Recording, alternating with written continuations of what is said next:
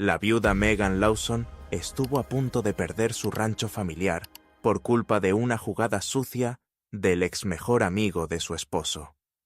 Wesley King, escondido tras papeles legales y falsas intenciones, intentó arrebatarle todo lo que le quedaba. Pero el destino puso en su camino a Jacob, un desconocido con un pasado silencioso y una promesa que cambiaría el rumbo de todo. Pero escuchen bien cómo esta historia dio un giro inesperado. Y por qué, al final, la justicia encontró su camino. Megan Lawson, una viuda de 34 años con 2 hijos y un rancho que crujía bajo el peso del tiempo, permanecía de pie frente al banco del condado, apretando entre sus manos una citación judicial manchada de polvo y sudor. El calor tejano caía como una losa sobre su espalda, pero lo que la hacía temblar no era el sol.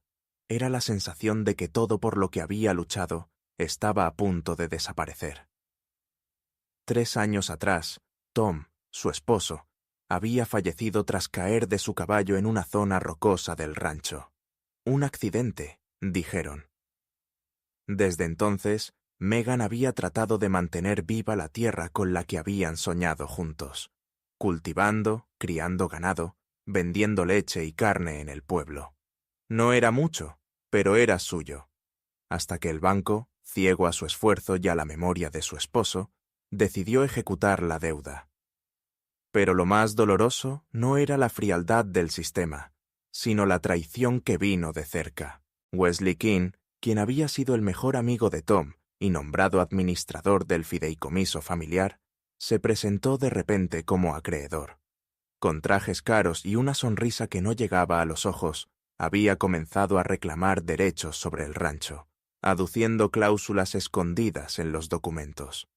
Si no pagas antes de que termine agosto, Megan, activo la cláusula de ejecución y el rancho se va a subasta, dijo Wesley, con voz suave pero envenenada, mientras se ajustaba las mangas de su camisa impecable. Esta tierra necesita manos fuertes, no sentimentalismo de mujer sola. No es personal, es negocio. Megan apretó los puños. Quiso responder, pero supo que cualquier palabra mostraría su desesperación. No tenía el dinero, tampoco el respaldo legal. Solo una cosa podía frenarlo: demostrar que el rancho seguía siendo el hogar de una familia completa, con esposo, con estabilidad. Pero su realidad era otra. Criaba a sus hijos sola, trabajaba de sol a sol y por las noches repasaba los documentos una y otra vez, buscando una salida que no encontraba. Estaba segura de que Wesley había manipulado las condiciones del testamento, tal vez con firmas alteradas o fechas movidas, pero demostrarlo requería tiempo, y ese tiempo se le escapaba entre los dedos como la arena que barría del porche cada amanecer. Una noche, mientras servía café recalentado a su amiga Ellie, soltó lo que había estado guardando: el miedo de perderlo todo.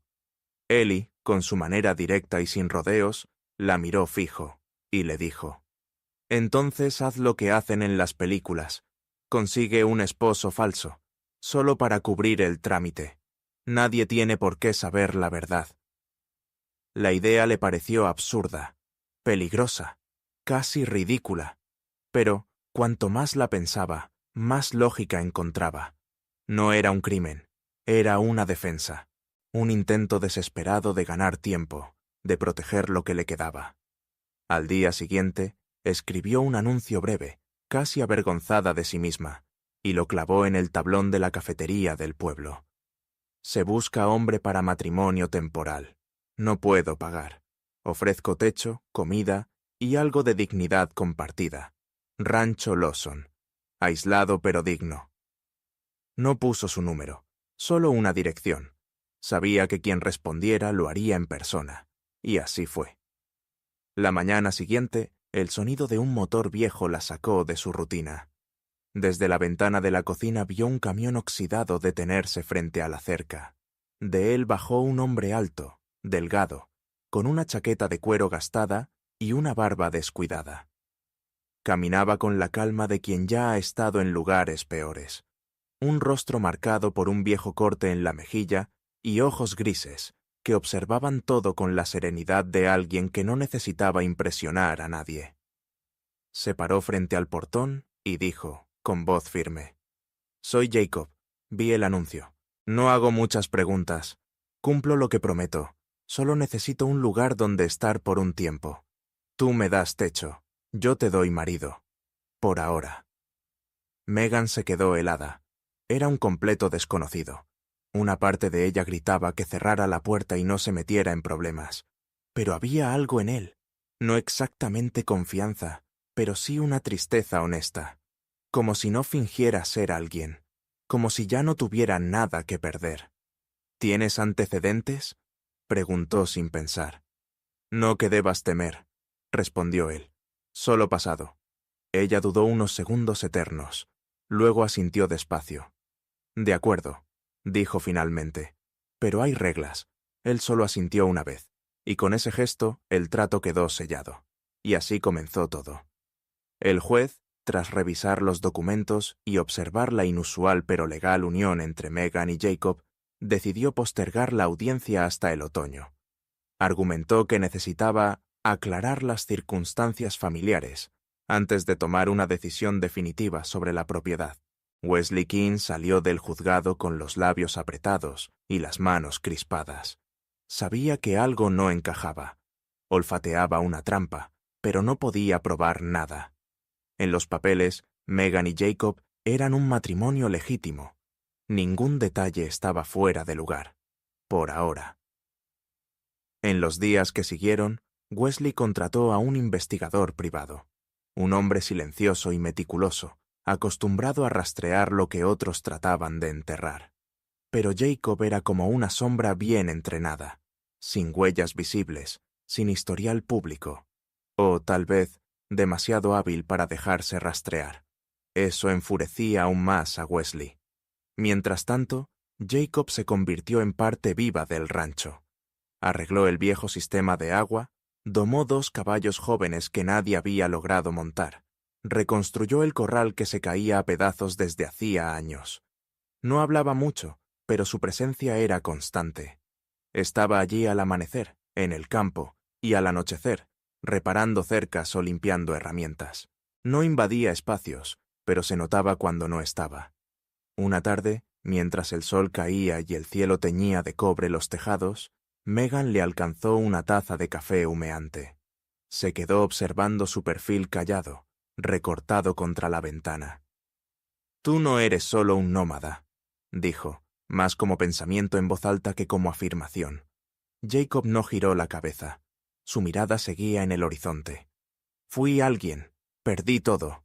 Ahora no soy nadie». Aquella noche, Megan se despertó por un murmullo ahogado. Salió al pasillo y lo vio en el sofá, agitado, con el ceño fruncido. Sus labios pronunciaban un nombre entre dientes: Alisa. Al día siguiente, cerca del pozo, encontró una medalla militar semioculta bajo una roca.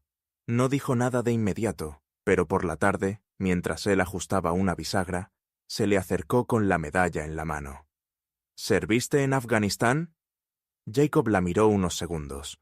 Luego asintió, sin palabras. «¿Qué pasó?». Él bajó la mirada. «Era oficial. Volví a casa. Una noche. El fuego. Mi esposa y mi hija estaban dentro». Megan sintió un nudo en el estómago. No por la historia en sí, sino por la forma en que la dijo. No había drama en su tono. Solo vacío. Entendió entonces que ese hombre no había venido a esconderse. Había venido a encontrar sentido. El rancho no era un refugio. Era su oportunidad de volver a ser útil, de reconstruirse, aunque fuera desde las cenizas. Pero el reloj seguía corriendo, y Wesley no se detenía. Con un informe en mano, presentó una acusación. «Ese tal Jacob no es quien dice ser. Tiene papeles falsos. No es legal». El día de la nueva audiencia, Jacob no se presentó. Wesley sonrió con superioridad. Para él era prueba suficiente de la farsa. Pero Megan, firme, no vaciló. Sacó una carpeta y la colocó sobre la mesa del juez. «Mi esposo, sí, tiene un pasado, pero en estos meses ha trabajado este rancho más que nadie. Aquí están los documentos que prueban que el señor King manipuló los límites de la propiedad y desvió fondos del fideicomiso. El juez revisó los papeles, frunció el ceño y dijo que necesitaba tiempo para evaluar las pruebas. La decisión se pospuso. Wesley palideció. 3 días después, Jacob volvió. Apareció en la puerta al amanecer, con la misma chaqueta y la mirada más tranquila. «No huí», dijo con calma. «Fui al condado, me entregué. Quise limpiar mi nombre. Ahora soy libre. Si tú quieres, puedo quedarme. Esta vez, de verdad». Un mes después, el juez emitió su veredicto. Con voz firme y mirada directa, declaró ante todos los presentes en la sala del tribunal: «El rancho permanece en manos de Megan Lawson. En cuanto al señor King, su comportamiento será revisado por las autoridades del condado». Las palabras cayeron como un martillo justo. Wesley, impasible hasta entonces, fue escoltado por los alguaciles. Las esposas brillaban bajo la luz del mediodía. Pero Megan no miró con rencor. Estaba de pie junto a Jacob, sujetando su mano con serenidad. Ya no era una mujer luchando sola. Ya no era víctima de las circunstancias. Era alguien que había defendido su hogar, su dignidad y su verdad. La noticia no tardó en recorrer el pueblo. Los titulares en los periódicos locales eran claros. El esposo falso resultó ser un verdadero héroe. En las cafeterías y estaciones de servicio, los vecinos murmuraban con respeto, incluso con admiración. Pero para Megan, aquello no era una historia de escándalo ni de justicia. Era algo más profundo. Era el relato de cómo el dolor y la pérdida pueden entrelazarse para dar lugar a algo nuevo, a una oportunidad inesperada entre dos almas marcadas por el pasado. Una tarde, mientras el viento arrastraba el aroma de heno recién cortado por el porche del rancho, Jacob rompió el silencio con una pregunta suave. «Si pudieras volver atrás, ¿colgarías ese anuncio otra vez?» Megan lo miró con una sonrisa que nacía desde lo más hondo. «No», dijo con ternura. «Esta vez te buscaría yo». En ese instante, ambos comprendieron que no habían sido salvados por un acuerdo ni por una fachada. Habían sido salvados por la confianza, la paciencia y la voluntad de volver a creer. El rancho Lawson respiraba de nuevo, y lo hacía con fuerza.